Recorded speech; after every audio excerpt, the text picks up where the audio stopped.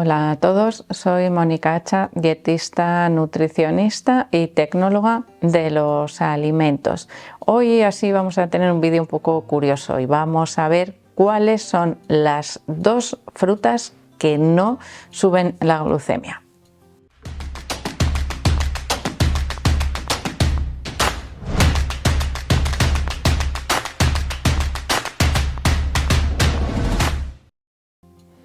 De hecho, son dos frutas que incluso nos podrían ayudar a reducir los niveles de glucosa en sangre. Pero antes de deciros cuáles son estas dos frutas, vamos a ver cuáles son los problemas asociados al consumo de frutas cuando tenemos diabetes.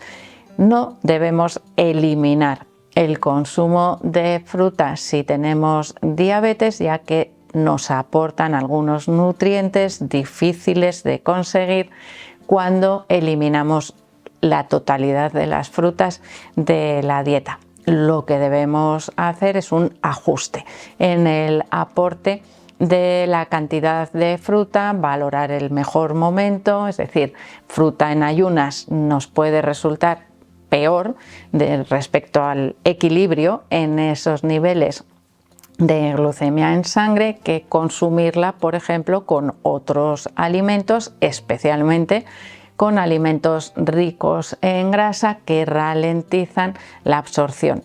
No digo alimentos ricos en fibra porque ya la fruta por sí misma ya es rica en fibra, pero si además le añadimos grasa todavía ralentizamos más. ¿Y cómo le añadimos grasa a la fruta? Porque qué poco apetecible, ¿no? Un chorretón de aceite. Bueno, pues podemos tomar un yogur griego, por ejemplo, combinado con la fruta para ralentizar ese aporte. Segunda premisa, en lugar de elegir piezas de fruta grandes que pueden corresponder a 2 raciones de fruta, elegimos piezas de fruta más pequeñas que se ajusten mejor a nuestras necesidades, a nuestros requerimientos, sin tener que consumir a medias, porque si dejamos media manzana se nos pone negra y ya no nos apetece. Si comemos medio plátano nos pasa 3/4 de lo mismo y al final lo único que conseguimos es aumentar el desperdicio alimentario. Por lo tanto, el consumo de fruta puede estar tolerado, admitido, recomendado en las personas con diabetes, pero siempre ajustando las cantidades a los requerimientos y la forma de consumirlo para que tenga un menor impacto en los niveles de glucosa. Si además utilizamos o valoramos lo que se denomina índice glucémico de las frutas, evidentemente ahí nos encontramos con algunas frutas que podemos incluir en la dieta con mayor facilidad porque tienen un índice glucémico más bajo. Por ejemplo, las manzanas tendrían un índice glucémico más bajo que los plátanos maduros.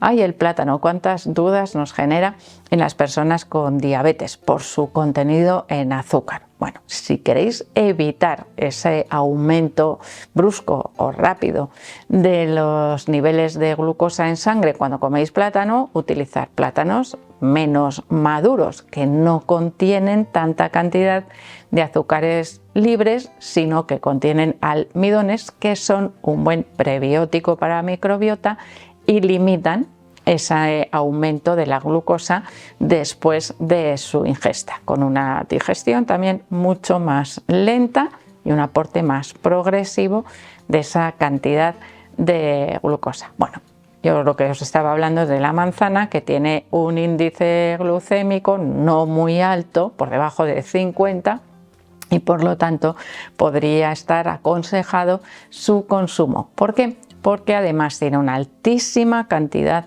de fibra, especialmente fibra soluble, que nos puede ayudar a reducir o a ralentizar también la absorción de esa glucosa que obtenemos tras la digestión, con lo cual podría ser una fruta muy aconsejable para las personas con diabetes. Y la fruta o grupo de frutas que siempre aparecen recomendadas cuando se siguen dietas bajas en carbohidratos serían los frutos rojos: arándanos, fresas, frambuesas, moras, cerezas. Son frutas con un índice glucémico muy bajo, con un aporte importante de vitamina C que nos interesa muchísimo para obtener un efecto antiinflamatorio, ya que el exceso de glucosa es todo lo contrario, nos hace aumentar la inflamación. En este caso, la vitamina C nos ayuda a reducirla, con lo cual estas frutas, a pesar de que efectivamente también contienen azúcares, como los llamamos vulgarmente, en su composición, el aumento de los niveles de glucosa es muy bajo cuando se consumen, especialmente cuando se consumen de postre o combinadas con otros alimentos, que podría ser simplemente un puñadito de frutos secos, además del yogur del cual ya hemos hablado antes. Es decir, vamos a tratar al mismo tiempo de ralentizar esa absorción para poder mantener el consumo habitual de fruta. También tenemos otras frutas que se pueden incluir fácilmente en la dieta, que se suelen recomendar, como los cítricos y el kiwi. Cuando hablamos de los cítricos, tener en cuenta que, por ejemplo, con el consumo de naranja, que se podría tolerar muy fácilmente en personas con diabetes, salvo cuando esas naranjas son enormes. Si yo voy a comprar naranjas de mesa, que son así y que podrían llegar a pesar hasta medio kilo cada una de ellas, evidentemente la cantidad de naranja que estoy consumiendo es excesiva para mi tolerancia. ¿Por qué hablo todo el tiempo de tolerancia de los carbohidratos? Porque las personas que tienen diabetes tienen una intolerancia al consumo de carbohidratos, es decir, cantidades altas les provocan daño en su organismo porque no son capaces de utilizarlas adecuadamente. Por lo tanto, tenemos que limitar ese aporte de carbohidratos dependiendo de la tolerancia. Esa tolerancia aumenta si aumenta la actividad física o el ejercicio, por lo tanto podremos consumir mayor cantidad de fruta si hacemos ejercicio físico que si no lo hacemos. Esto os lo digo porque hay muchas personas con diabetes que cuando les dicen tienes diabetes, reduce los carbohidratos, elimina la fruta, que suele ser una recomendación habitual. No hay que eliminar la fruta, hay que mantenerla en los niveles adecuados para que nos permita disfrutar de un buen estado de salud. Y ahora ya sí vamos con esas dos frutas más sorprendentes, que son unas de esas con las que yo suelo haceros a veces un poco de trampas. Una sería el tomate. Si yo quiero obtener todos los beneficios, o prácticamente todos, del consumo de frutas ricas en vitamina C, como los cítricos, el kiwi, que es más fácil mantener la ración, pues son más pequeñitos que una naranja.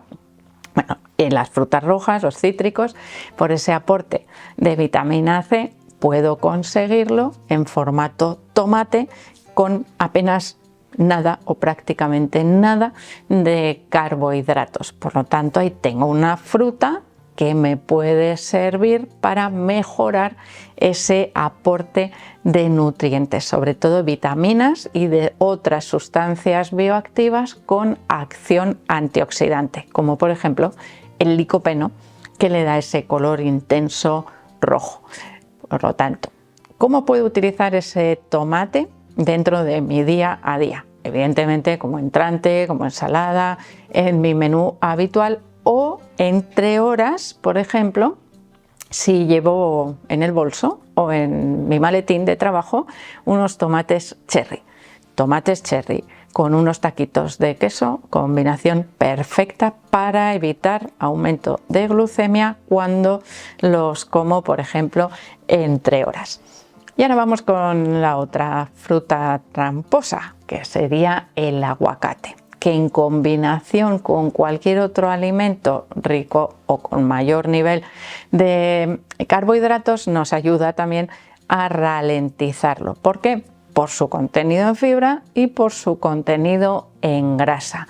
Evidentemente no nos va a apetecer mucho combinar ese aguacate con frutas para reducir su impacto en nuestra glucemia, pero igual sí con otros alimentos que contienen carbohidratos, como por ejemplo la patata, una patata cocida, refrigerada, enfriada, transformada en almidón resistente, vamos a decir con la mitad de carbohidratos aproximadamente. Si la combinamos con aguacate, obtenemos una ralentización de la absorción de esos carbohidratos digeribles que ya se han reducido por la refrigeración y que van a pasar a sangre más despacito. Es decir, nos puede permitir el consumo de algunos alimentos que en otras condiciones podrían estar desaconsejados. Así que ante la duda de si fruta sí o fruta no cuando tenemos diabetes, la respuesta principal sería fruta sí, pero teniendo en cuenta que debemos elegir aquellas frutas con un índice glucémico más bajo, que lo podemos hacer fácilmente con cualquier tabla de índice glucémico, que hay muchísimas, muy rápido encontrarlas con una búsqueda en internet. Buscamos aquellos que suelen estar en color verde o si vienen numerados por debajo de 50, que serían aquellas que tienen un índice glucémico más bajo. Si nos acercamos más al 50, combinamos con alimentos ricos en grasa y reducimos ese impacto de la glucemia después de comer, es decir, ese aumento de la glucosa en sangre. Y si no, bueno, pues podemos reducir o controlar las raciones, la cantidad, la combinación, el momento en el cual las ingerimos. Así que es importante que hagamos un consumo razonable, adecuado para nuestra propia tolerancia. No todo el mundo con diabetes tipo 2 tiene las mismas necesidades o la misma tolerancia a los carbohidratos y, como os he dicho antes, dependerá principalmente de la actividad física. Así que es importante que si os gusta mucho la fruta y no queréis prescindir de ella, un poco más de movimiento diario nos puede ayudar a mejorar también su consumo. Por lo tanto, es algo importante que además también va a mejorar vuestro estado de salud y vuestra calidad de vida. Así que espero que el vídeo os haya gustado. Por supuesto que le deis al like, no dejéis de suscribiros al canal y espero seguir viéndoos a todos en los próximos vídeos.